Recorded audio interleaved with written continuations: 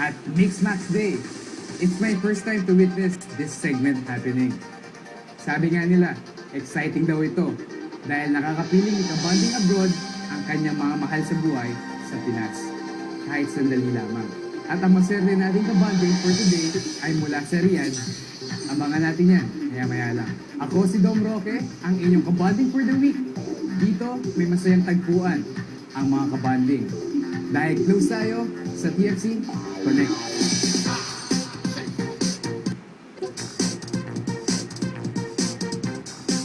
Ang kamismax natin today ay si Evelyn Reyes Rivera or Be.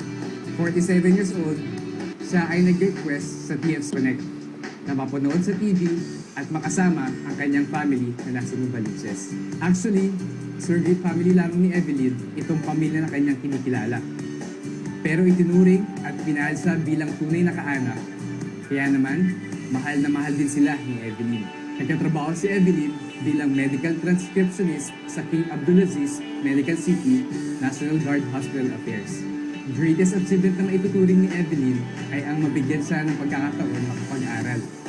Matutupad ang kanyang pangarap at pasuklayan ng pag-aalaga at pagmamahal na ibinigay sa kanya ng pamilyang kumampun sa kanya. Pinakamalagang nangyari naman sa buhay ni Evelyn ay ang malampasan niya ang isang mabigat na karamdaman at ngayon ay isa na siyang cancer survivor. Miss na miss naman siyempre ni Evelyn ang kanyang pamilya, pati na ang sama-sama nilang pagkain ng lugtong bahay na pagkaing Pinoy gaya ng adobo, sinigang at inihaw.